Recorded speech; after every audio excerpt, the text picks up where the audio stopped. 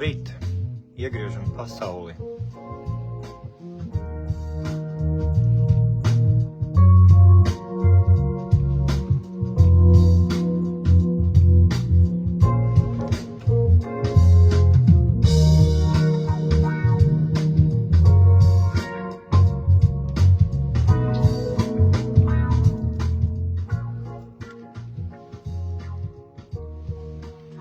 Labrīt. Es turpinu tādu testu politiskām partijām uz rudens 2026. gada vēlēšanām. Tā vienkārši kā pilsonis, kā mākslinieks, glaznotājs, Daks Vidulējs, kā uzņēmējs, kas mūsu ģimeni Vidulē uzbūvēja Pinakotēkas ēku, Laimīgās mākslas muzeju un Happy Art Museum galeriju, Art Riga Fair festivālu. Kā uzņēmējs un Latvijas pilsonis domāju, kāds varētu būt tests partijām un turpina savas uzrunas socioloģiski, politoloģiskas. Jau arī es esmu mācījies Mākslas akadēmijā un universitātē lekcijas klausījies pie Vulpsona, kas mums bija pasniedzējis ielikt 10 rumlautu. Un es vienkārši salīdzinu šodienas situāciju ar tādām politoloģijas ābecēm. Šodien gribās no savas rūgtās pieredzes, jo tieši pateicoties mūsu politiskai un tādai tiesu sistēmai, mums regulāri ir 30 gadu laikā visu laiku atņemti īpašumi. Sākot no 90. gadiem, kad mēs bijām izpirkuši māte Ķīpsalā māju un viņu tā kā kaut kādi valsts vīri atkal prasīja kukulu, mēs atteicamies maksāt un to ēku kaut kā tur noformējusi kaut kāda atkal deputāta, ka kāds Austrālijas ebrejs uzdāvinājis viņam un mums izlika ārā. Pēc tam mēs uzbūvējām tur Pinakotēkas ēku, pārdeva māte Elizabetes ielā 10B dzīvokli, tai skaistā ēkā un pārējie viss vasarnīcas dzīvokļus mājas salikām tur 1 miljonu kopā un uzbūvējām 2500 metru Laimīgās mākslas muzeju ēku skaistu, kuru atkal dažādi grupējumi, kur kopā ir prokuratūras darbinieki, bankas, vidi, tā kā bunkusu bija, tur visi brāļi, katrs strādā vienā iestādē, tā arī valsts hipotēkas zemes banku likvidēja un arī to ēku mums neļauj pat pārdot, tā kā citiem, kas tur bija Dombrovskis un Repši un tā rudā, kas tur bija politiķi, kam vispār norakstīja parādi. Mums neļāva pat valsts banku zemes hipotēku likvidēt. Atkal prasīja skaidru un gaišu tur tā valdu kukuļus. Visi zināja, cik ir tur pār 10% jāmaksā. Mēs jau gandrīz arī kā pārējie būtu atrakstījušies, bet pēdējā brīdī māte, māsa, visi teica, nē, ja mēs visu mūžu neesam kukuļus maksājuši, nemaksāsim. Tad trešoreiz atkal bija apvainojies, ka jāemigrē, ja tā visādi grupējumi tās visu, ko sapelnījuši, un mēs tikai kultūras biznesam strādājam. Tā kā vectēvs jau bija kordiriģents Ulmaņa laikos, un tēvs Valdis Rūja dzejnieks, operas drāmas, Ziemeļblāzmas direktors. Tā no bērnības visiem ir tur Savisko auģu tēvs Kino savienībā un māsa Anna Vidulēja.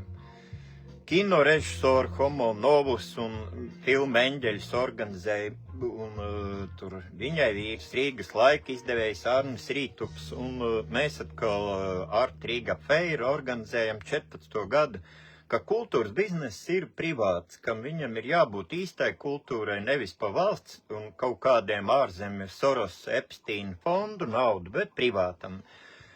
Īsta kultūra, ja tev tiešām prasa sirds kaut kādu organizēt festivālu, nevis par Soros naudu taisīt tur transgender kultūru vai kaut kādus tā saukto laikmetīgos sātenistu mākslu vai vēl kaut kādu praidu organizēt, bet to, ko tiešām ir pieprasījums no Latvijas pilsoņiem, kaut kādu ģimenes, kristīgu un nacionālu kultūru. Bet ir visu laiku tāds, viens un tas pats. Kā to ēku mēs uzbūvējam Rīgas domē, atkal es eju uz tiem konkursiem, man arī aizsūtīja tur pie kaut kāda Lorbeera, kas tas bija. Un viņš arī man saka, jums ir tā ēka, bet es jums izstāstīšu tādu, kā viņš teica, priču, ka bija arī tur kaut kāda fabrika, kas tur ražoja krāsniņas, ko kurina ar briketēm un negāja lietas. Un tad pārakstīja 30% tiem Rīgas domas darbiniekiem ēkai un uzreiz dabūja pasūtījums. Un viņš arī mums teica, pārakstiet 30% Rīgas domas darbiniekiem un tad atkal jums būs viss kārtībā. Mēs jums dosim finansējumu, kaut kādu neprasīsim dubultus nodokļus kā no kazino, kaut gan mēs rīkojam izstādes, koncertus un bibliotēku Rīgas laiks gribēja iekārtot Pinaktēkas ēkā Ulmaņa gatvē 2500 metri. Skaista ēka. Vietā betona, kas šobrīd, kas ir mums atņemta, stāv 5 gadus tukša, par kādiem nespējām nomaksāt nodokļus. Un tas būtu viss, ka viens un tas pats atkārtojās. Tikko es biju Rīgas domē, atkal Spundes kungs, kaut kāds deputāts, un tur jaunlatvieši Brēmans ar Klēbahu un kas tur Stepaņenko cīnījās kā varoņi, ka nedrīkst atdot, piemēram, Čiekurkalnā 3000 kvadrātmetru pa brīvu kaut kādam, kurš saka, viņš sākšot tagad mācīties rīkot kultūras pasākums, vēl neko nav izdarījis, bet viņam atdot pa brīvu un 90% nodokļu atlaidi. Un tai pašā laikā mums atkal par privātu naudu, kur ieguldīts visas ģimenes dzīvokļi, vasarnīcas, viss to atņemt par labu kaut kādiem jaunmiljonāriem tiesu izpildītājiem. Un mēs rīkojam Art Riga Fair festivālu Dzelzceļa muzejā jau kopš 14. gada. Katru gadu vairākas reizes. Art Riga tā kā festivāls, kur ir foto gleznotājiem, un vēl šogad mēs sarīkojam pirmo reizi Art Riga komanda kuratoru arī pirmo laikmetīgā seriālismu bienāli, kur bija lielākā daļa tikai amerikāņi, taivānieši, ārzemnieki, mazāk latviešu dalībnieki. Arī tikai par mūsu līdzekļiem, bez nekāda valsts pašvaldības pašiem jāsmaksā pa Dzelzceļa muzeju, tur tūkstošos par stendu, īri, gaismas, tur tehnikas, audio, bet tai pašā laikā dubultie standarti, kaut kāda tur drāķi, kam LinkedInā vispār ir 4 cilvēku kontakts, man ir pa mūžu apbraukājot tur Art Hongkonga, Izraela, Art Helsinki un Ķelne un Grūzija, kur tikai nav būtis 3 reizes Art Viļņa piedalījamies. Man ir 30 000, var jebkurš apskatīt Daks Vidulais LinkedIn, un tur simtiem mākslas muzeja profesionāļi man uzrakstījuši rekomendāciju, ka viņi atzīst, ka es šajā nozarē esmu autoritāte un reputācija. Tie cilvēki, kas pirms konkursa Rīgas domē apgūst šo, izveido jaunu kaut kādu galeriju apvienību, kam atkal 100 000 piešķir ārpus konkursa visādas naudas, tā ir tīra reiderisms, ka, teiksim, Art Riga Fair organizē 15 gadus, mēs ieguldījām tur savus ģimenes naudu, tur 100 000 katru gadu izmaksā arī pašiem māksliniekiem, kas piedalās. Viņi paši apmaksā visu, tur Dimiteru ģimeni un tur Dalī ģimene, un kas tik nav piedalījies, slavenākais Deivids Datuna no Amerikas, kas uzdāvināja Latvijas karogu. Mēs apmaksājam tur viņam ceļu naudu, dzīvošanu un visu to ceļojumu. Viņš pa 100 000 valsts bibliotēkā izvietot šis valsts karogs, ko Vējons saņēma no Amerikas vēstnieces, kas tur bija Pelosi toreiz, kas rokām. mēs visu laiku ieguldam kultūrā. Arī Happy Art Museum galerija, viss, kas zina galerijā Rīga, viņi bija no pašiem pirmsākumiem, no 9. gada, ko uzbūvēja Dzirnavēlā galerija Rīga. Mēs bijām par brīvu, katru dienu bija vaļā bez brīvdienām, līdz tagad Covidam, ka mūs atkal ar tiesu aizklapēja ciet. Un tas ir mūsu dzīves veids. Es eju ar kājām un krāju to naudu, ja kaut ko nopelnu par gleznām, un kā uzņēmējs tā man dzīvoja māte, tēvs, Ligita Vidulē, kas bija tur kopā ar Škaparu un Vēlerti un Viktoru Avotiņu, to literatūru un mākslu organizēja un Tautas fronti dibināja uz tās literatūras un mākslas intelektuāļu pamatiem kopā. Un tad tur cīnījās pret kādiem tur armijas imigrantiem, lai viņi no Latvijas aizbrauc. Viņai visu mūžu arī tas bija dzīves jēga. Un kā mēs kaut ko uzbūvējam atkal tagad, to Pinaktēkas ēku, viņu kāds tur Kesenfelds izdomāja skēmu, kā likvidēt banku, un, teiksim, visiem, kam bija arī tur Vītola ģimene, bija uzbūvējuši sapņu fabriku, ko pēc tam pārņēma tur kazino saimnieks kaut kā ar banku, un vēl tai Vītola ģimene palika tur miljonu kaut ko parādā, kaut viņiem atņēma viņu uzbūvēto ēku. Un aizvarās dažādas galerijas, kuras tiek Latvijā tas kopš 19. gada 20. sevišķi viss tāds privātās kafejnīcas, kā tur bija Mārtiņam, Rītiņam vai dažādi biznesi tiek ar reiderismu palīdzību atņemti un tiek prasīti kukuļi skaidrā veidā. Man arī vien bija godīgi tiesnesi kaut kā Vītola, kas viņa bija Anda, ka mēs arī apvainojamies, ka mums atņem ēku, un es nopirku no Hipotēkas Zemesbankas, valsts bankas, nopirku pretī valsts muzejam 1000 metri nekustamo īpašumu. Tā kā uz kredītu. Un man jau kolosāls ģelzis Andrejs iztaisīja tur pārbūves projektu, mēs atkal samaksājam lielu naudu. Tikko mēs vācamies tagad iekšā, ir no nekustamā banka vēl mēnesi mums aizturēja. Viņi teica, noskaidrosim no prokuratūras, vai ir tīrs, jā, tīrs darījums, zemesgrāmatā tīrs. Mums pārformē, un tajā brīdī, ka es kļūstu par īpašnieku ar ģimeni un uzņemos vēl kredītu milzīgu, man uzreiz pasaka, mēs tagad pārskatīsim, jo tajā ēkā Valdemāra 17, 19, kur ir arī kaut kāda galerija apvienība un prokuratūrai, tur kaut kādi iestādēji. Tur dzīvo Lemberga labā roka Remesis, un viņš ir iesniedzis tiesā, ka pie privatizācijas 20 gadu atpakaļ viņam vajadzēja būt priekšrokai, jo viņš ir noprivatizējis arī pagrabus, un tā tad arī tās pārējās telpas vajadzētu būt. Un man tiesā toreiz vēl Grūtubs bija kulturāls cilvēks, kas nāca uz izstādēm. Viņš saka, tu neuztraucies, mēs tev pa brīvu aizsargāsim, tu biji labticīgais pircējs. Bet nepagāja tur mēnesis, kad man to atņēma un uzlika maksāt kredītu 20 gadus katru mēnesi, bērni izauga, katru mēnesi 500 jāmaksā. Un tiesnes bija godīga Anda Vītola, viņa man pēc tiesas pasauca, viņa teica, Vidulē atnāciet uz kabinetu, es jums izstāstīšu. Es redzu, ka jūs apkrāpi. Viņa saka, es neko nevarēju darīt, man no augšas piezvanīja, ka jums ir jāatņem, bet viņa saka, es redzu, jums mazi bērni, jūs šeit tā sistēma tāda ir, viņa saka, es kā tiesnes neko nevaru izdarīt, viņa saka, piedod, bet tev ir jānopērk ierocis, ieroču nēsāšanas atļauja, un tu nevācies ārā no tiem bērniņiem.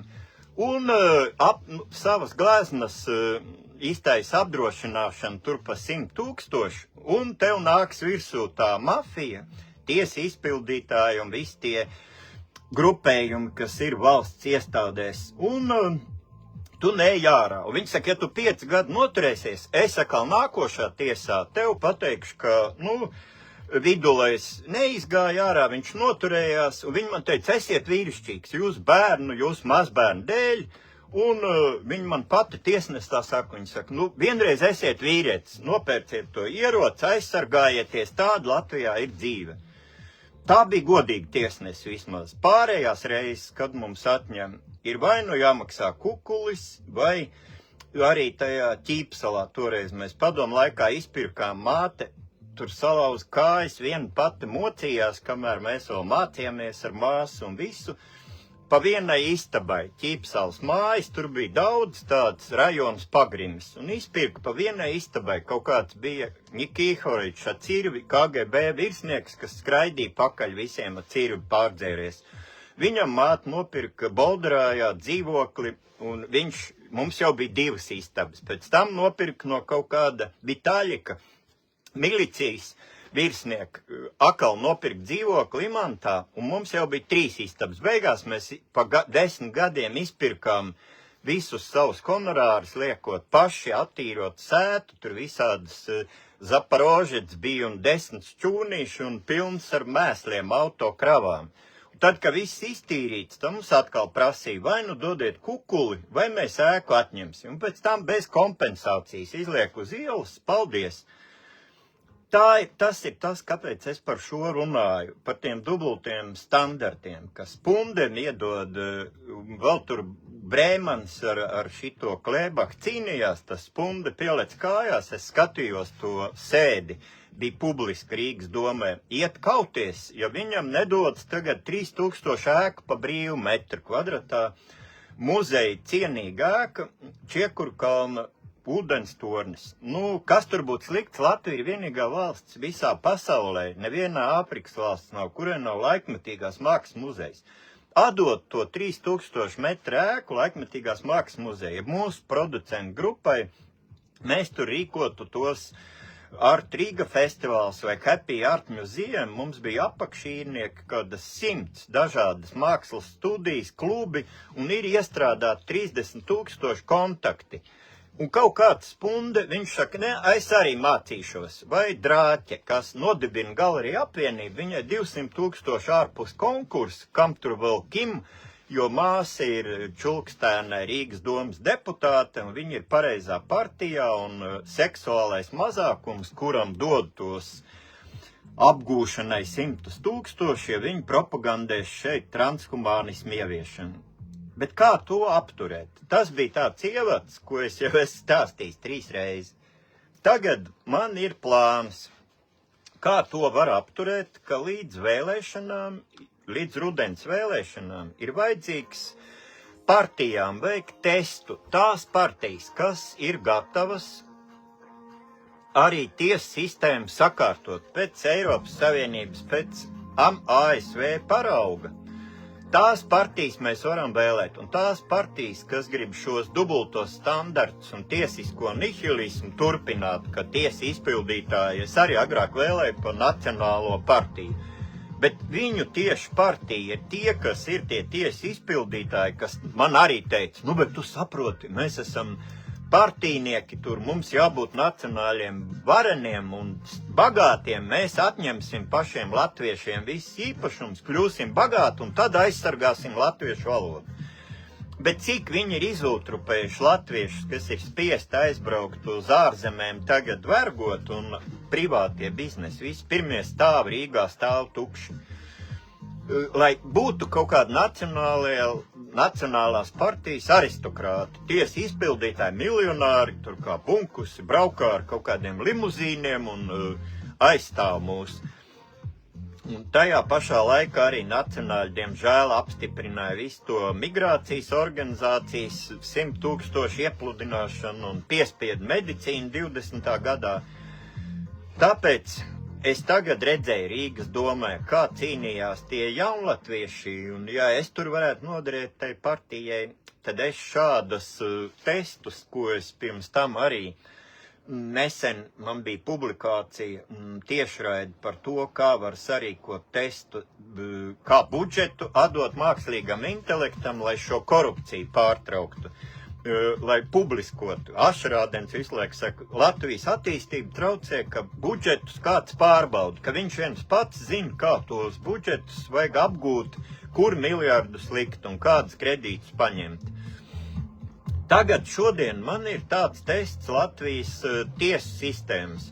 Es neesmu, man ir daudz draugi juristi un tādi zinātņu doktori, kas zina kaut ko par tiesu sistēmu, kā viņi labāk sakārtot, bet es vienkārši kā parasts cilvēks loģiski domāju. Viena lieta, ka es sūdzos, ka man un man tuviem cilvēkiem, galeristiem ir atņemta īpašumu kaut kāda tiesa izpildītāja un tāda partijnieku mafija pārraksto visu sev, jo viņi skatās, cik skaisti. Izstādes, koncerti. Bet tad, kad viņi pārņem, viņi strādāt negrib. Viņi vēl prasa no valsts 100,000 finansējumu. Mums tas bija vienkārši bērni no bērnības. Stibīgi gleznas dežūrēja, taisīja mājaslapas. Bez nekādas peļņas, bez limuzīniem, dzīvojot ļoti asketiski. Bet šie cilvēki pārņem tos īpašumus, un pēc tam viņi stāv tukši, jo viņi neviens tur nav, kas grib strādāt un kas var. Bet tagad es, teiksim, vienkārši loģiski padomāšu, kuram neapnika tā mana sūdzēšanās, jo patiesībā, ja man tagad to ēku atdot, viņi stāv tukši, tagad ir atkal viņu iekustināt, strādāt tur dienu un nakti pašaizliedzīgi, lai cilvēki varētu kaut ko pa brīvu baudīt tur studijas, dažādas filmu festivāls un kino un mākslas pasākums. Tas ir milzīgs darbs un kopš nebija tā kā pagājuši gadu, ka kaut kādai jaunizveidotai galerija apvienībai iedod 100,000 un mūsu Art Riga Fair 14 gados neiedod neko, bet tiem iedod uzreiz ārpus konkursu, nevis Art Riga Fair, bet Riga Art Fair. Tā sistēma ir tāda, ka kaut kādi partijnieki 1000 iestājās partijā, progresīvo, un viņiem katram ir apsolīts, ka, viņam pēc uzvaras kaut kādu reiderisku atdos biznesu. Tā kā man bija arī viens klients, kas greznas pirka vācietis, kuram bija ar mežu, Latvijas mežiem vai Rīgas mežiem līgums. Un viņš bija speciāli uzbūvējis Vācijā rūpnīcu, kas pārstrādā šķeldu, sapircies tur 100 smagos, un atkal viens šāds deputāts ar savu tādu kriminālu bandu atspieda to biznesu, ka līgumu pārslēdz uz kaut kādu citu, ka viņš ņems kredītus, viņš mācīsies to biznesu, pēc tam viņš to nolaiž uz grunti, bet šis reiderisms ir tikai piesakts no tiesas, un tāpēc arī mēs visi redzējām, ka gadu negāja uz darba tur Straumes kungs, knabu vadītājs, un Kastur Jansson kungs, tas tiesības sargs, jo bija iekļuvuši alkoholismu kaut kādās bažās, ka cilvēkiem grauž sirdsapziņa, ka viņš ir amatā, kur viņam vajadzētu būt tautas sirdsapziņai, tautas tēvam, bet viņš ir spiests kalpot šai partiju mafijai, kas tā kā manai tai tiesnesēji Anda, kas viņa bija Vītola, piezvan un saka tā un tā. Un viņa man pat pēc tam saka, viņa saka, es neko nevaru darīt, es gribētu godīgi, bet man liek. Un tā vismaz bija godīgs cilvēks, viņi visi man izstāstīja, kas jādara, bet, protams, man bija bail cīnīties ar šitiem, izņemt tur ieroču atļauju un tagad mācīties šaut un iebarikādēties, ja Latvijai tādu likumu. Un es pazaudēju to, un pēc tam līdz tagad kādam vēl pagājuši gadu man jurists Vilors Eikmans iesniedz tiesā prasību, ka jā, tiesa beidzās pēc 15 gadi, un pateica, ka Vidulējs ir nevainīgs, labticīgais pircējs, bet es jau pa to laiku biju izmaksājis jau Svetbankai tos tur 100,000 un katru mēnesi pa 500. Un rezultātā tiesa atbildēja mums pagājuši gadu, ka, Vidulējs bija nevainīgs, un, diemžēl, tur maizītes un kaut kāda mafija bija safabricējis to, un, bet termiņš ir notekējis, un Vidulējam, diemžēl, ir, nenoveicās. Variet sniegt Eiropas tiesā, maksāt atkal 1010 gadus tiesāties, jo viņš uzticējās valsts bankai, valsts prokuratūrai un valsts zemesgrāmatai. Un tur izrādījās tie cilvēki, kas tur bija, tie nelieši, tie vairs nestrādā, viņus nevar saukt pie atbildības, un Vidulējam nenoveicies. Un tagad mums atņēma mātei to Pinakotēkas ēku, kur ieguldīja visu mūža darbu. Un tagad atkal pēc 5 gadi par mani izrunāšanos kaut kur rīt parīt ir sataisīta tiesa, kā atņemt Dagam Vidulējam un Annai Vidulējai tur dzīvokli, jo toreiz mums Kiponī neļāva pārdot. Mums bija pircēji pa 3 miljonu, te ēkai smukai 2500 metri. Ja banku likvidēja, mums mēnešu laikā bija labs īrnieks draugiem, vai mēs sen būtu izmaksājuši to kredītu. Viss tā ēka, kolosāli moderna, speciāli 500 metru zāles pasākumiem, kur mēs rīkojām visādām partijām, visiem apkalpojām, mazgājām grīdas, lai kaut kā to ēku atkal vienreiz nedēļā sarīko partijniekiem konferences. Pārējās dienas viss ir pa brīvu. Ēka vēl tagad stāvēs baltā vēja, Ulmaņa gatvē, milzīga ēka stāv 5 gadu tukša.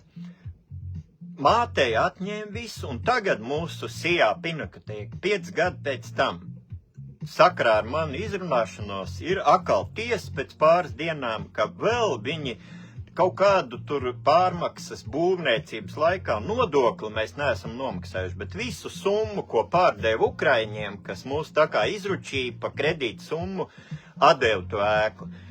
Un tagad atņēma to ēku un vēl mums uzliek kaut kādu tiesu, ka atņem dzīvokli, jo kaut kā Hiponī nav nomaksājis vēl tur kaut kādu nodokļu, jo Hiponī to naudu sadalīja. Mēs uz rokas neko neredzējām. Un atkal, beztiesīgums ir galējs.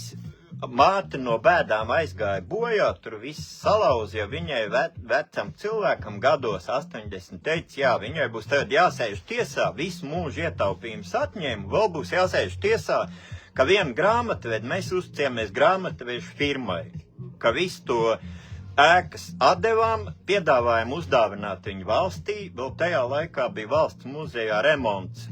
Un ēku atņem, un tagad vēl par to, ka kaut kāda grāmatvedi tur kaut kādu nav noformējis līdz galam. Toreiz, ka mēs likvidējām Sijā, mums pateica nekādu nav pretenziju. Tagad pagājuši 5 gadi, un sakarā ar to, ka es te draudzējos ar tām opozīcijas partijām un mēģinu kaut kā arī savu ieguldījumu kā intelektuālis dot, kā varētu sakārtot Latviju. Par to man tagad uzliek vēl tiesa rīt parīt.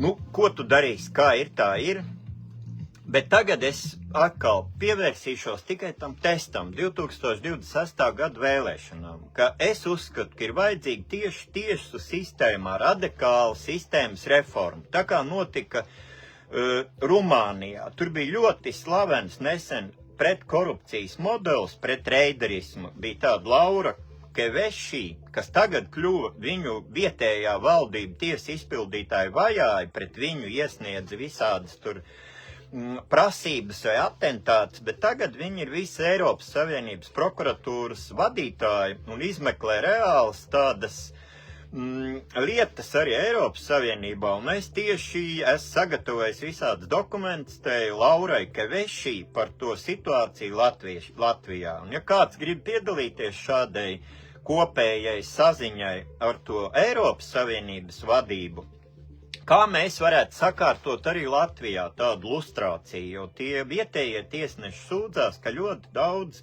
vēl strādā padomu laiku KGB, kas ir notiesājuši visus neatkarības cīnītājus un latviešu tādus patriotus, vēl joprojām viņi vai viņu skolnieki vai bērni strādā mūsu tiesā.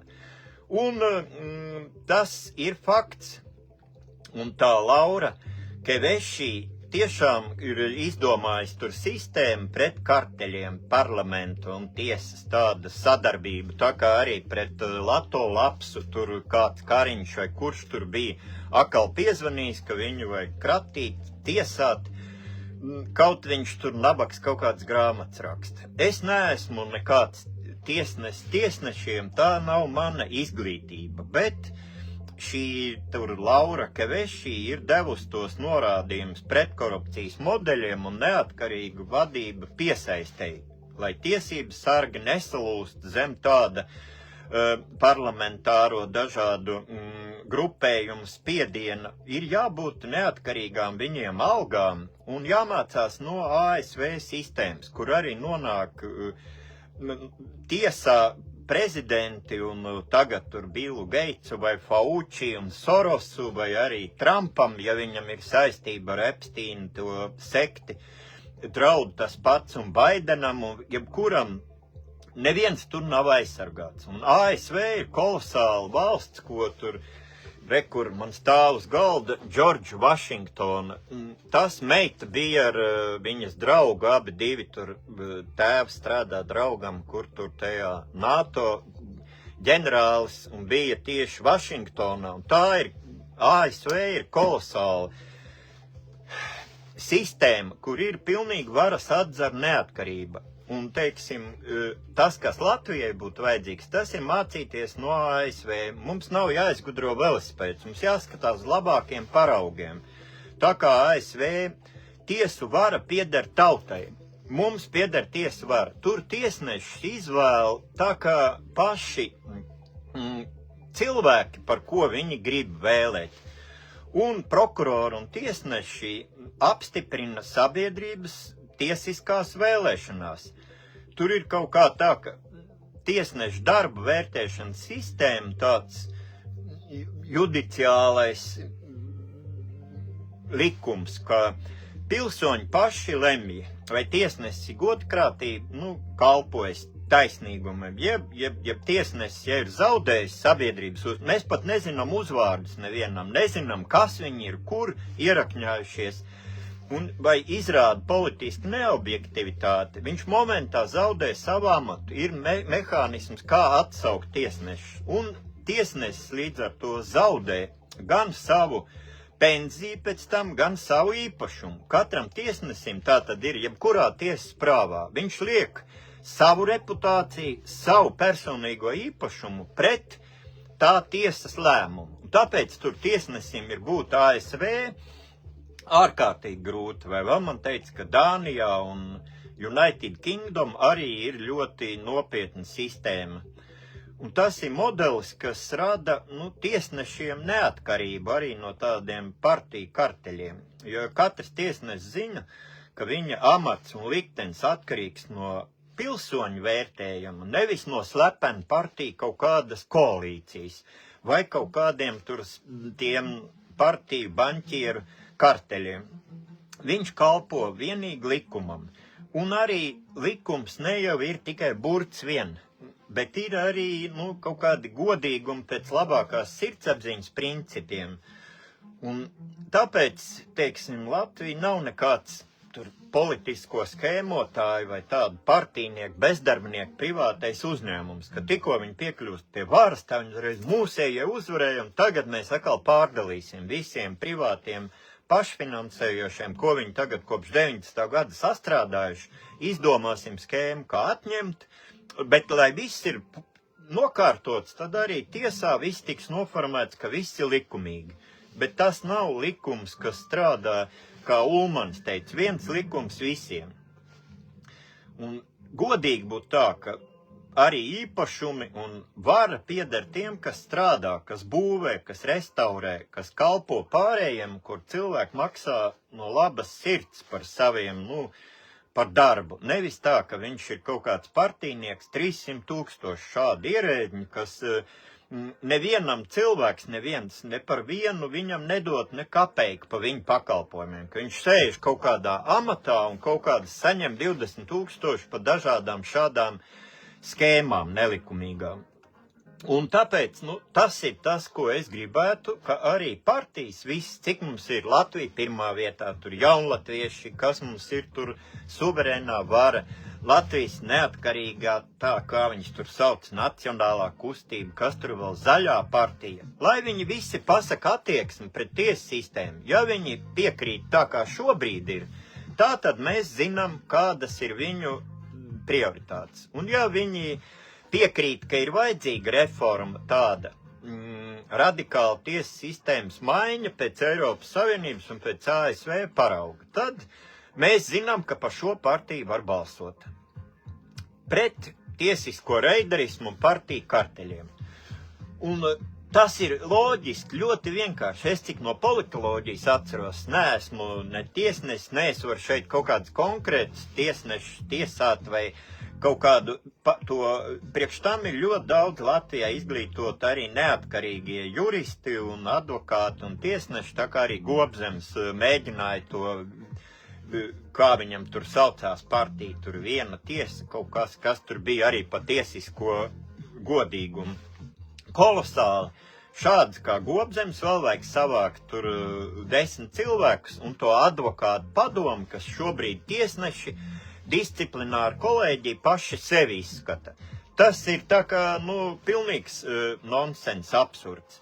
Bet tie punkti, ko es skatos, tā kā ja es būtu deputāts, man ir kaut kas reāli jāsaka, es nevaru tikai tā sūdzēties, man ir jābūt kaut kādam piedāvājumam. Tad es piedāvātu no savas puses un no dažādu kultūras biznesmeņu puses, kam ir bijuši mākslas galerijas, studijas, visādas koncertu apvienības, viss, kas tagad ir likvidēts pa pēdējiem tiem globālistu vienotības progresīviem gadiem. Es piedāvātu tā pirmais, jābūt tautas kontrolai pār tiesām un priekš tam var izveidot zvērināto tiesas, lai nevis viens tiesnesis, kuram no augšas piezvan un kurš ir kaut kā sakompromitējies vai kaut kāds kompromāts pret viņu vai partijas piederība, bet ir zvērināto tiesas, kad 12 neatkarīgas Latvijas pilsoņus no ielas, no dažādām profesijām paņem. Nevar 12 cilvēkus tā neatkarīgus uzreiz kaut kādīgi iebiedēt vai piekukuļot.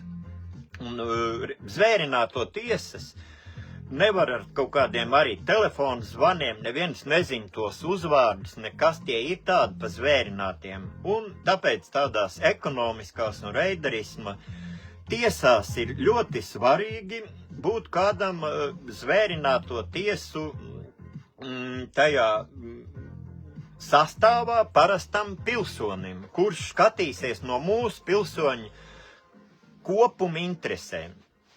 Tas ir viens. Tautas vajadzīga kontrola, kas notiek ar zvērināto tiesu palīdzību, kā ASV, ļoti vienkārši ieviešama lieta. Otrais ir ierēģi un tiesneša personīgā un mantiskā atbildība.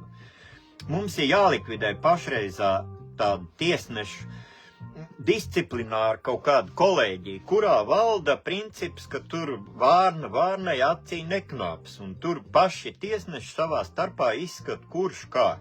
Un ja viņas aizstāja neatkarīgu, tiesu uzraudzības palātu, tā kā ASV un dažās Eiropas valstīs, kur sastāvā vairākums ir sabiedriskās un nevalstisko organizāciju pārstāvi dažādas personas, indivīdi.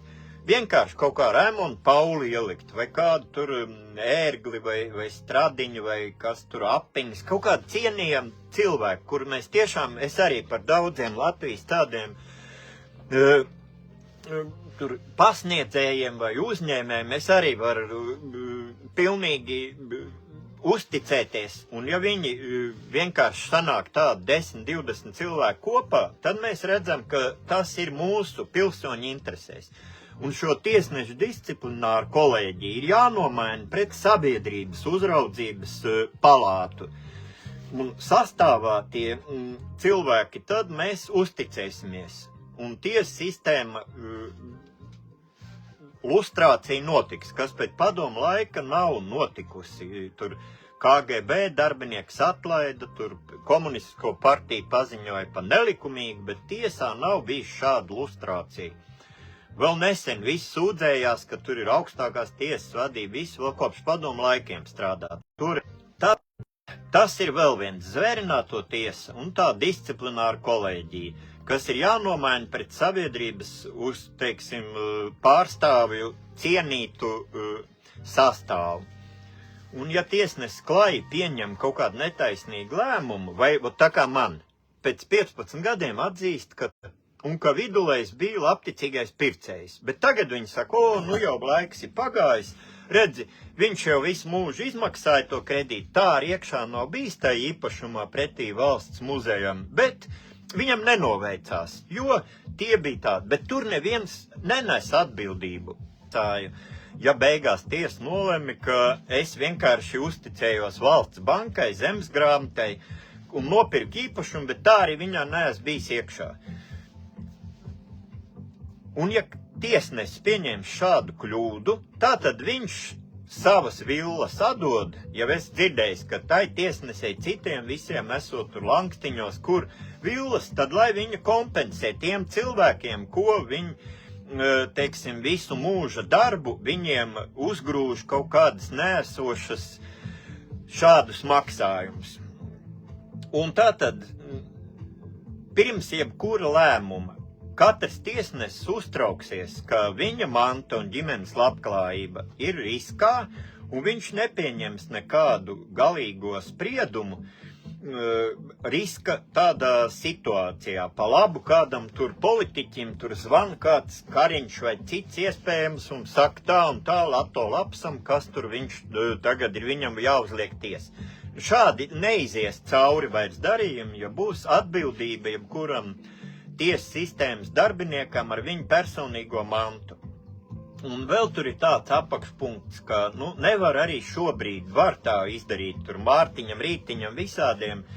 Ja ir kaut kāds, akal sūdzības, tad viņiem pa priekšu nobloķē visu biznesu un cilvēku bizness tiek tādā veidā izputināts. Arī 2020. gadā mums galerijā Rīga neļāva strādāt ar cilvēkiem, klubam, galerijai, pēc viņu likumiem. Un nekādai pabalstiem es nevarēju kvalificēties. 20. gadā 900 miljonus, gandrīz miljardu iedeva kazino pa negūto peļņu, bet dažādām mākslas galerijām nebija nekādas kompensācijas.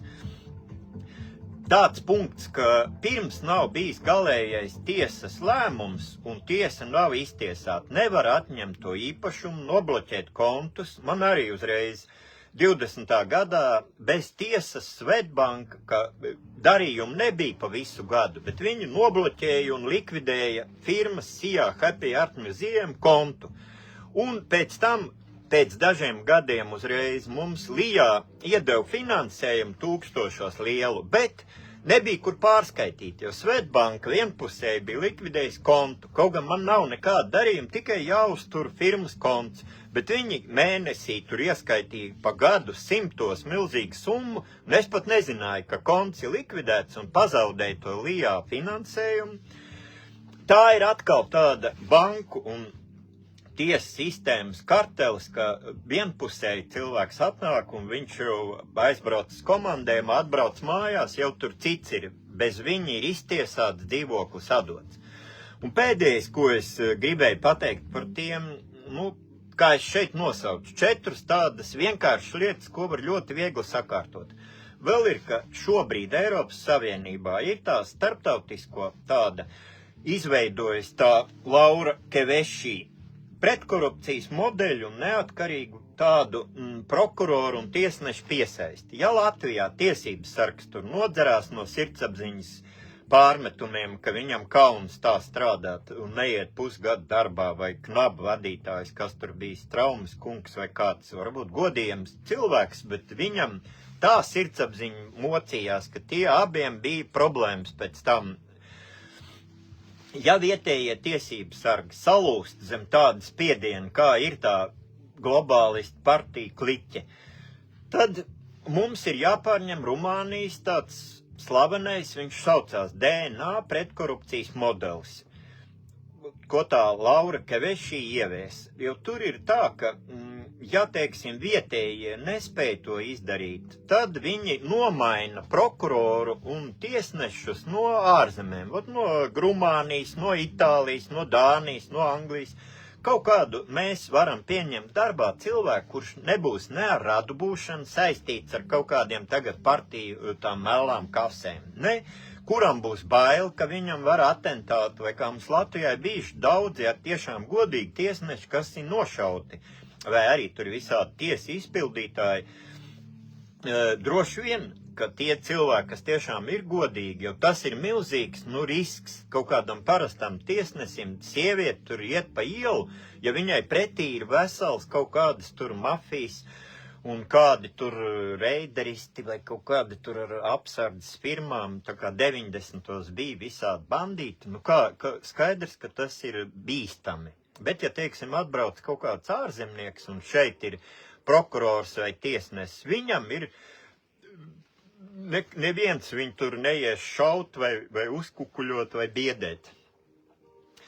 tādas ir tās lietas, un tie dubultie standarti, par ko es runāju, ka arī es tur iesniedzu Rīgas domas, kas tur Lejiņš, kāds, kā var būt, ka ārpus konkursi iedod kaut kādai tur Čulkstēnai 200 000 un pārējiem, kas rīko festivālus, un tieši arī tas ir tāds, konkurents negodīgi. Ja mums, piemēram, ir 14 gadus Art Riga Fair, un man ir tiešām LinkedInā 30 000 kontakti, kas viss ir, es esmu saticis, apmainījies ar vizītkartēm, bijis konferencēs, lasījis lekcijas par privāto kultūras biznesu. Un kaut kāda sieviete tur nodibina Rīgas domē pirms pasākuma, viņai 4 kontakti, kas tur Drāķe un kas tā otra. Vēl kaut kāda, es skatījos, tur tā ir vairāk 100 kontakti, bet vienalga. Ja man ir 30 000 kontakti ārzemēs, to ņem vērā arī tad, kad dala finansējumu. Un cik jau ir sarīkots. Es, piemēram, sarīkojos ar ģimeni, ar saviem radiniekiem kopā pa darba mūžu ap 1000 izstādes, dažādas tur vārds tapa filma, kinofestivāls, teātri izrādes galerijā Rīga, 100 un Art Riga Fair laikā. Kaut kāds spunde. Neviens nav redzējis viņa kultūras pasākums, bet viņam tiek piešķirts, ka viņš solās, ka viņš mācīsies. Viņš tagad ies jau Sirmas kungs mācīties, kā rīkot izstādes kultūras pasākums. Un viņam iedod pa brīvu 3000 kvadrātmetru ēku. Un vēl 90% nodokļu atlaidi, tas nozīmē, ka viņš arī taisās tur pelnīt ar to ēku. Bet viņam nodokļi nebūs jāmaksā. Vai Rīgas laiks māsai vīrs 10 gadu vienīgo tādu filozofisko žurnālu organizēja, viņam nevajag nekādu atbalstu. Žurnālu nolikvidē, telpas atņem, viņš nabaks tagad pie māsas kāpnēs, salicis kaudzēm grāmatas ar filozofu. Viņš personīgi bija tur pie visādiem draugs, Pieķi Gorskim un tur visiem Mardašvili un slavenākiem pasaules domātājiem. Tie viņam paraksta, Arnim ierakstīšu, viņam nav kur likt. Viņam neko nevajag, bet spundem lūk vajag, vai Čulkstēnai, vai kaut kādai Drāķei vajag. 100 000 iedot. Viņam nevar iedot telpu bibliotēkai, kur ir 1000 unikāli folianti. Un Pinakotēkas ēka, kur bija paredzēta bibliotēka atņemta un stāv tukša. Jo atkal šie grupējumi veic visus tos savus darījumus. Un tas tik ļoti sāp, ja vienkārši pasaka, Latvijai nav naudas, tagad ir karš, krīze, pandēmijas, viss pārējais zaļie. Labi, esam mieru, strādājam, visi ģimeni pa brīvu, bet tad, kad pagājuši gadu redz, ka 100 000 izdala ēkas, izdala vieniem atņem un otriem partijniekiem iedod, tas tik šausmīgi sāp un aizvaino un pilnīgi aiziet cilvēku bojā ģimenē, un arī tur, es nezinu, šitā te galerija. Bastejs bija kolosāla, aizvērās un vesela kaudze ar tādām labām galerijām, bet kaut kādas tagad tur jaunā galerija apvienība, kur ir tikai tie transgenderi, ka tiem tagad Soros Epstein fonds dos 100 000, lai viņi te Latvijā child free last generation ievieš to jauniešu paudzi.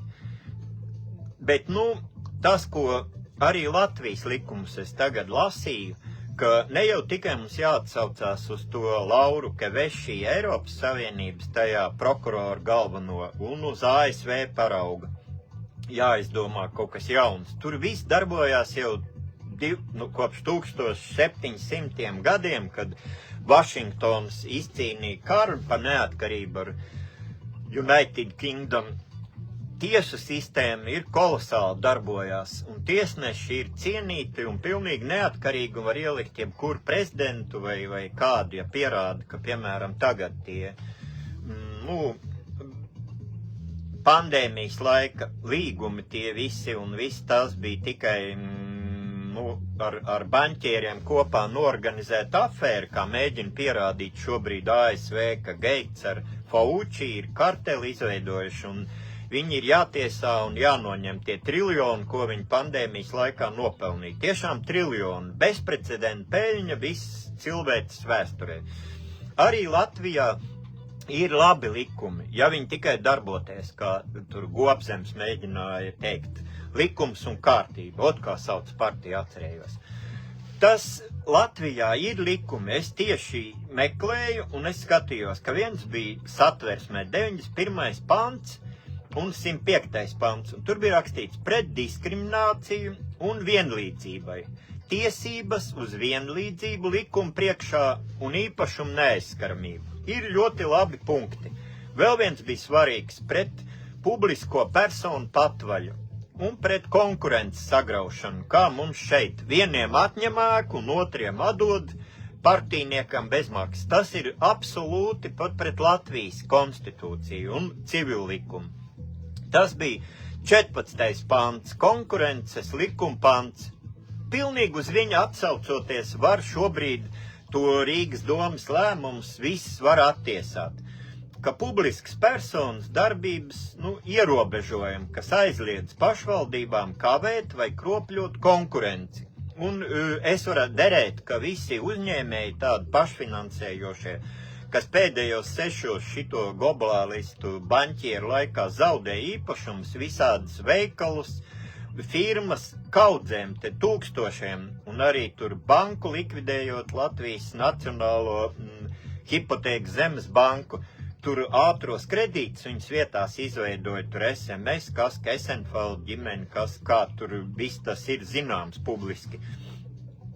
Vai kaut kādus dāvinājumus veikt Rīgas doma dāvina vai iedod uz 10 gadiem pa brīvu ēku, tas ir absolūti atkal pret šo konkurences tādu likumu 14. panta. Tad vēl viens punkts bija, ka pret protekcionismu, ka bija likums par interešu konfliktu novēršanu valsts amatpersonu darbībā. Tas arī ļoti vienkārši redzams, ja tur ir Rīgas domē čulkstēnai māsa un viņai iedod pa brīvu ārpus konkursa, tad tas ir skaidri un gaiši interešu konflikts.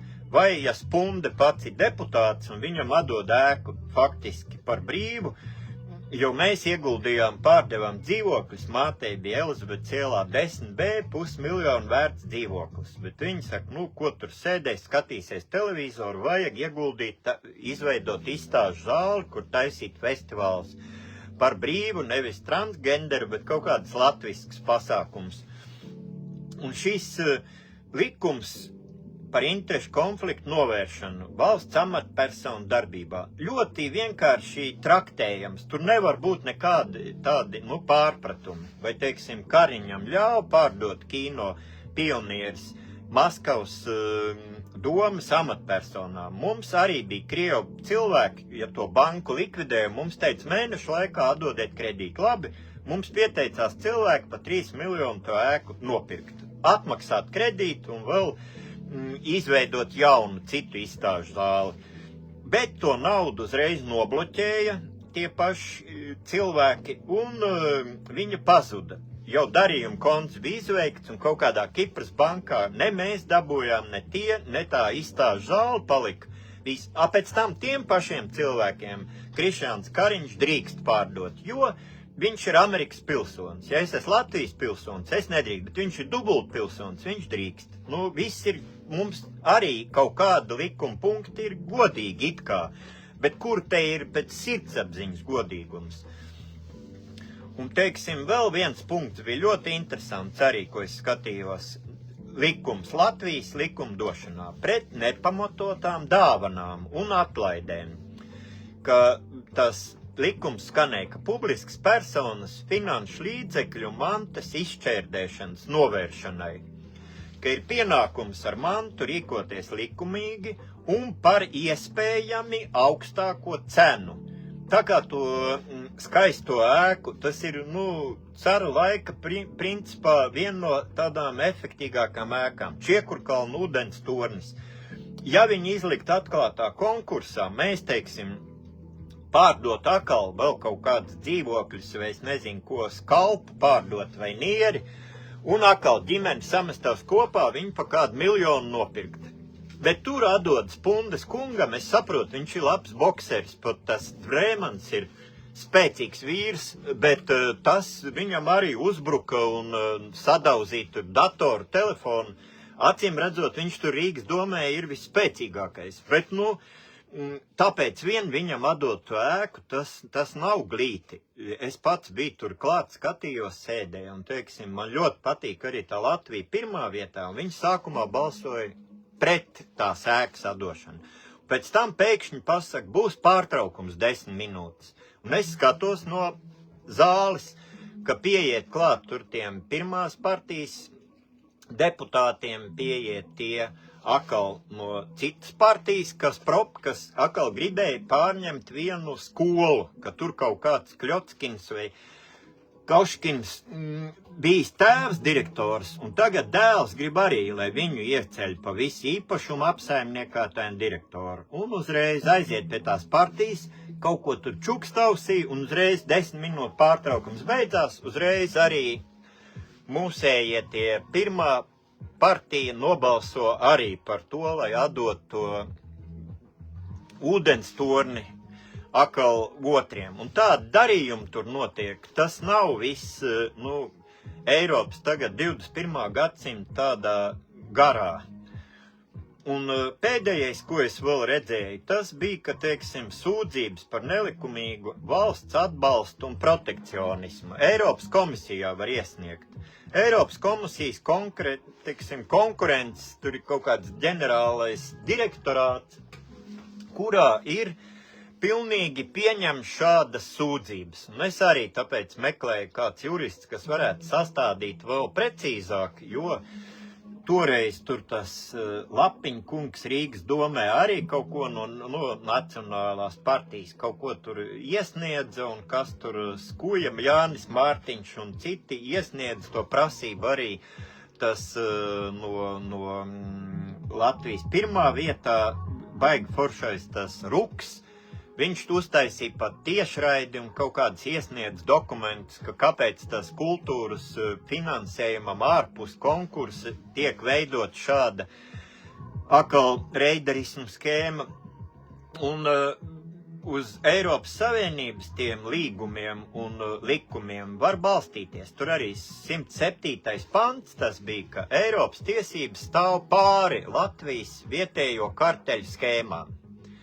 Un šādas sūdzības par iestāžu patvaļu un sliktas pārvaldības praksi Eiropas ombudsmenim arī mēs varam iesniegt, kur ik viens pilsonis var iesniegt sūdzības pat latviešu valodā, pat nav jāmaksā tulkam vai ar Google Translate jātulko. Ir tādas iespējas, kur acīm redzot, es visu laiku vienkārši atkāpjos ģimenē, atņem vienu ēku, otru, trešo, kaut kādu biznesu aizveru, un es domāju, ko es varu tur iztiesāties kultūras darbinieks. Tagad es saprotu, ka